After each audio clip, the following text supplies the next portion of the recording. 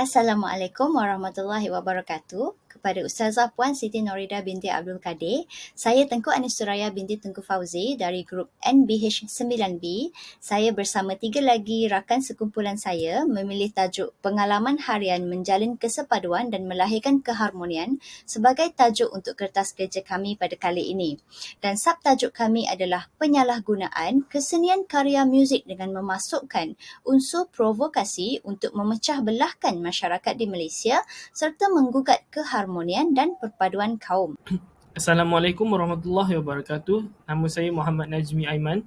Saya akan membentangkan tentang latar belakang kajian. Dalam kajian kertas kerja pada kali ini, kami memilih untuk mengulas dan mengkaji dengan lebih lanjut tentang pengalaman harian dari segi kesenian yang membawa kepada kesepaduan dan keharmonian rakyat Malaysia. Kami memfokuskan tentang kesenian karya muzik di Malaysia. Aspek kesepaduan dan keharmonian wujud di antara hubungan antara rakyat melalui kesenian penghasilan karya muzik. Penghasilan muzik terhasil daripada pelbagai kemahiran yang kebiasaannya dalam konteks Malaysia diperoleh daripada himpunan pelbagai etnik. Muzik juga berperanan dalam membentuk kesepaduan rakyat Malaysia. Hai, Assalamualaikum kepada Ustazah. Nama saya Aini Najwa. Okey, untuk objektif kajian, apa yang kami telah kaji ialah pertamanya ialah mengetahui apakah hubungan antara kesenian dan kesepaduan dan keharmonian masyarakat di Malaysia. Dan keduanya, mengkaji adalah kesenian muzik yang berkualiti dan mempunyai ciri-ciri perpaduan dapat membantu dalam menghasilkan kesepaduan dan keharmonian di Malaysia. Dan yang ketiganya, memahami kesan dan akibat daripada penghasilan kesenian muzik yang tidak beretika dan yang mempunyai unsur provokasi terhadap kesepaduan dan keharmonian masyarakat Malaysia. Dan yang keempat, mengenal pasti kenapa wujudnya kesenian muzik dan berunsurkan provokasi yang bertujuan memecah belahkan perpaduan rakyat Malaysia. Dan yang kelima, mengenal pasti usaha-usaha sedia ada untuk mengawal kesan negatif yang timbul daripada penghasilan muzik yang berunsurkan provokasi. Keenam adalah mencadangkan usaha baru yang boleh diambil dalam membantu membendung penularan budaya provokasi melalui muzik yang menggugat kesepaduan dan keharmonian rakyat Malaysia.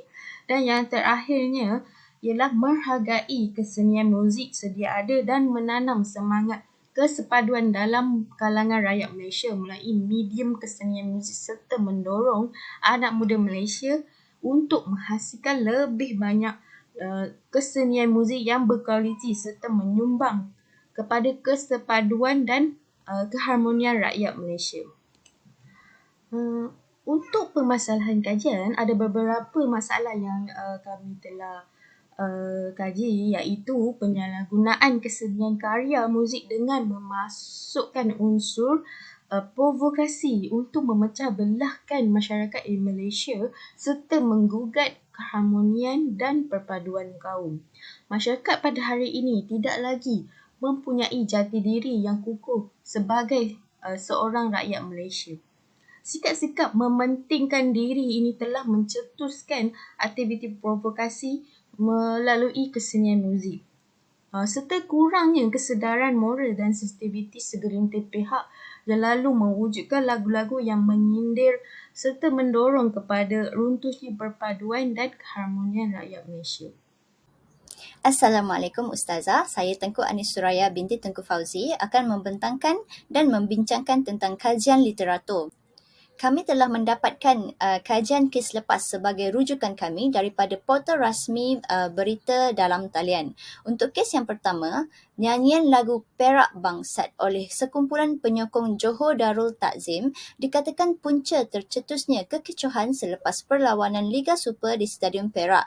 Kes ini telah direkodkan dan disiarkan oleh Berita Harian. Kemudian untuk kajian kes yang kedua, kes ini bertajuk Tindakan menyanyikan lagu negaraku dalam pelbagai bahasa selain bahasa kebangsaan adalah tidak wajar dan dilihat sebagai provokasi. Kes ini telah direkodkan di dalam akhbar dalam talian Sinar Harian. Untuk kes rujukan yang ketiga, seorang penyanyi bergelar Ultimate mencipta lagu bertajuk Penyamun dengan mengubah lirik asal Alibaba dengan 40 penyamun yang dinyanyikannya sendiri di pentas politik Pakatan Harapan.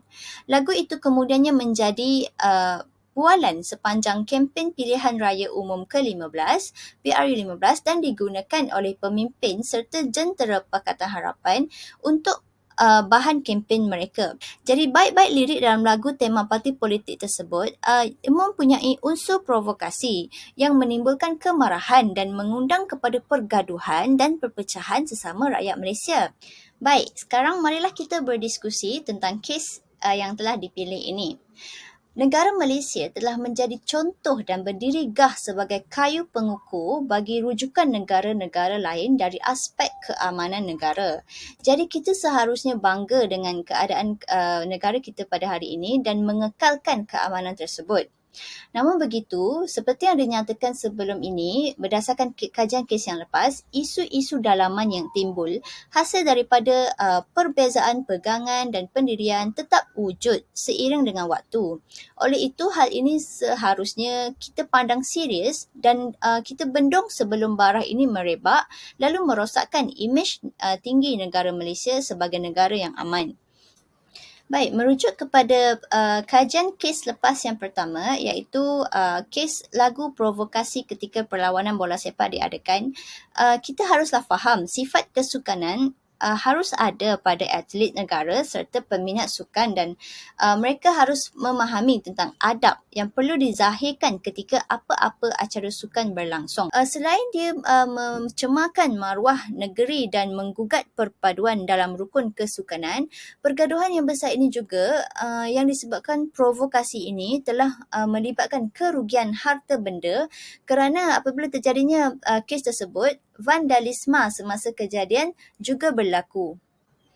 Beralih kepada rujukan kajian kes lepas yang kedua, bahasa rasmi negara Malaysia adalah bahasa Melayu. Jadi, kita sebagai rakyat Malaysia seharusnya faham tentang konsep perpaduan dalam kepelbagaian. Dan kita haruslah menghormati keputusan ini. Namun begitu, terdapat segelintir kelompok yang merasakan mereka mempunyai hak untuk mengubah lagu kebangsaan iaitu lagu negaraku kepada bahasa lain selain bahasa Melayu. Jadi, dalam kes yang kita kaji ini, mereka telah mengubah kepada bahasa Mandarin. Hal ini terjadi kerana kurangnya sifat sayang dan patuh pada kerukunan perlembagaan. Yang lebih membimbangkan lagi apabila kes seperti ini berlaku dalam institut pengajian di mana aktiviti tersebut dipantau oleh tenaga pengajar. Jadi tenaga pengajar sepatutnya membimbing pelajar untuk menghormati lagu negaraku dan bukannya mengubah. Dan mereka seharusnya belajar untuk lebih memahami sensitiviti dan adat hidup di dalam negara Malaysia yang mempunyai kepelbagaian kaum bangsa dan agama. Hal ini kita harus berhati-hati supaya tidak terdorong untuk melakukan aktiviti yang mengundang kepada provokasi, sama ada secara sedar ataupun tidak. Untuk kajian kes yang ketiga iaitu kes provokasi lagu dalam aspek politik, ianya tidak seharusnya berlaku kerana politik sepatutnya menjadi wadah yang membawa kepada perpaduan. Memetik daripada bernama dalam talian, kepentingan peribadi dan pegangan politik yang akhirnya menerbitkan bibit-bibit permusuhan boleh membawa kepada perpecahan dalam kalangan keluarga Malaysia.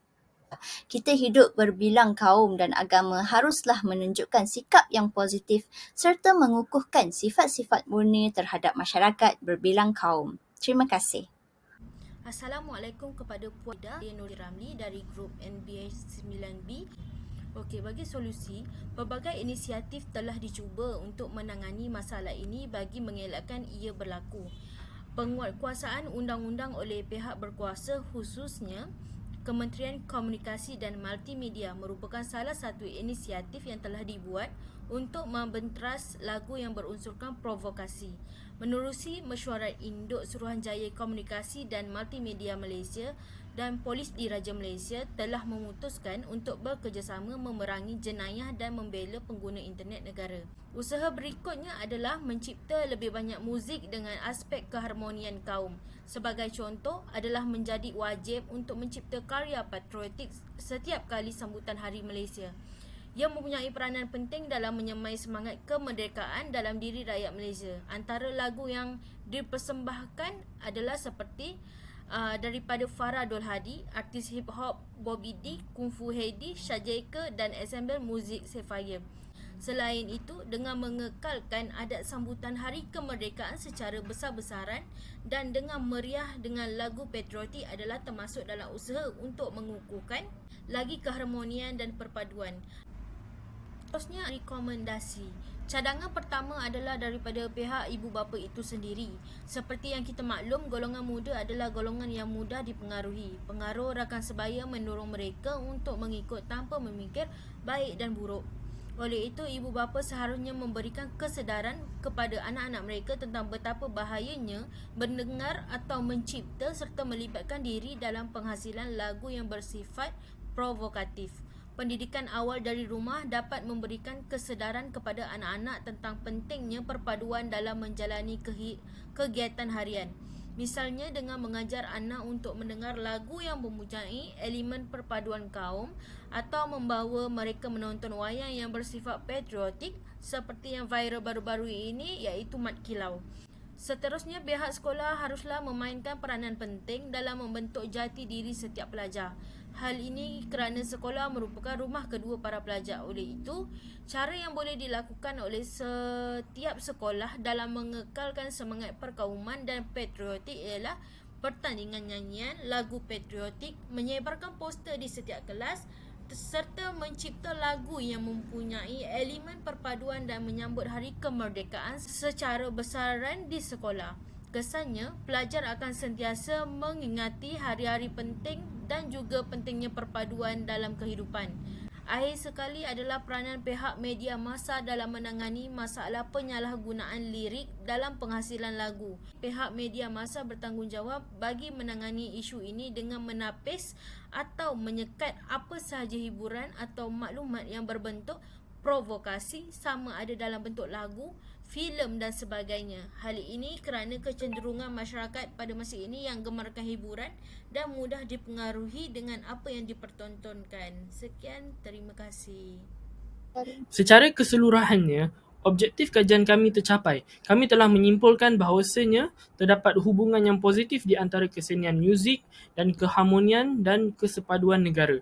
Sekiranya kesenian muzik lagu dipupuk dengan unsur positif seperti patriotik, perpaduan dan keharmonian, maka ianya akan membakar semangat patriotik dalam diri rakyat Malaysia dan mendorong kepada usaha untuk mengekalkan keharmonian negara. Sebaliknya, sekiranya rakyat terdedah dengan lagu yang berunsur provokasi, ia akan memberi kesan yang tidak elok terhadap pegangan rakyat Malaysia dan cenderung untuk terpengaruh dan dakwah provokasi lalu menghancurkan keharmonian negara. Terima kasih, itu saja daripada bulan kami.